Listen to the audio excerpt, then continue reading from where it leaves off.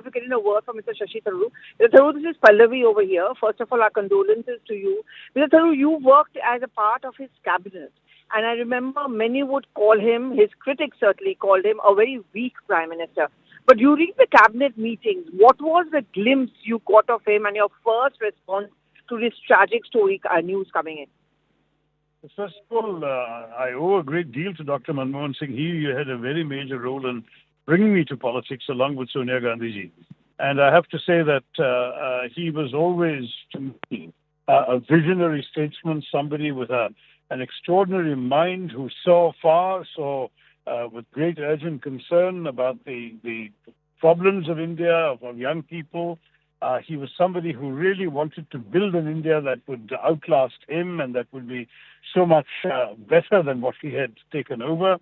His humanity, his compassion, his wisdom, all of these were the qualities that I remember the most. Yes, he was a fine economist. Yes, he was an experienced bureaucrat, all of those things, but those are not the things that I remember. I think of him principally in terms of his humanity. A very, very good human being is gone. And it's a great loss for all of us. You know, people would often call him, people as in the critics would call him a weak man, as a weak Prime Minister who could not stand up to the trials which a job required. Would you agree with that? Would you see him, kind of stand firm whenever you would interact with him? First of all, this is not really a moment to start looking at anybody's weaknesses or whatever the debatable things may be. I think this is the time to mourn the loss of a fine human being.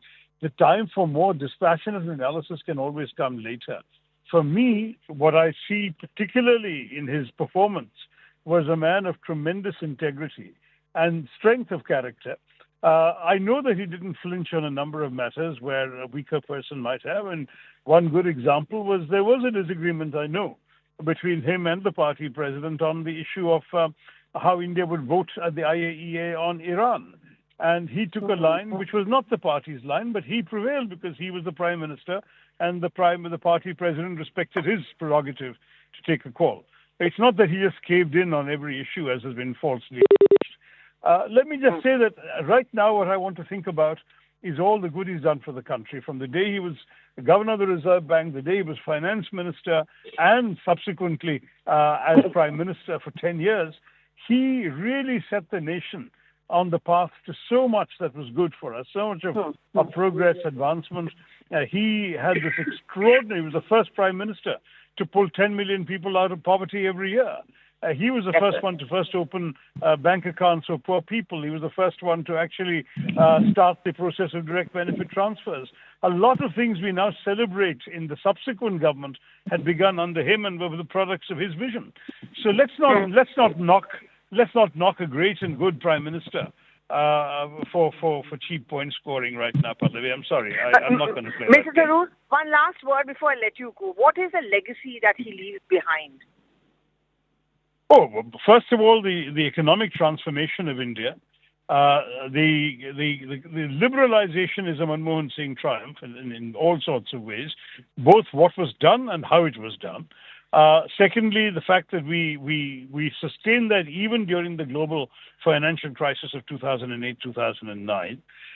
Thirdly, the fact that he was a humane prime minister who managed a complicated coalition government, which is not an easy job. Somebody who is sort of more strong-willed might easily have collapsed sooner. The government might have collapsed sooner because of trying to impose his view on various dueling parties and leaders. He was a conciliator. He could take people along. So he gave India 10 years of stability and economic growth and pulled poor people out of poverty. I think that's a great legacy. Thank you very much, Mr. Shashi Tharoor, and our condolences to you for speaking to us.